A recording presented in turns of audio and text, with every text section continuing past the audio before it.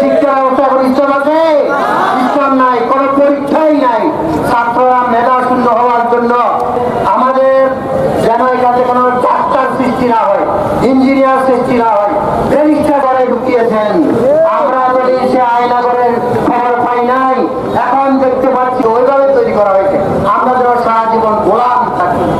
প্রিয় ভাইয়ের আমার, আমরা আমূল পরিবর্তন করবো ইনশাআল্লাহ। ওটা সংবিধান পরিবর্তন করবো, আমরা নতুন সংবিধান করবো ইনশাআল্লাহ। এই বিশ্বের মধ্যে 95% মুসলমানের দেশে, এরপরে তিনি খান ওই ব্রিগেডিয়ার আজমি সেখান থেকে বেরিয়ে আসছে, ওই ইলিয়াসের ইস্তিমরোলাদ চালানো হয়েছে। আজকে আমরা বলতে চাই আওয়ামী লীগের উপর আমরা ইস্তিমরোলাদ চালাবো না, নিরপরাধ তাদেরকে আমরা বুকেটে নেব। আপনারা এই দেশের সন্তান, এই দেশের নাগরিক, এই জনপদের একজন ক্ষোভ নাই, কিন্তু যারা লুণ্ঠন করেছেন, যারা খুন করেছেন, তাদের তো হিসাব হবে, তাদের হিসাব হবে।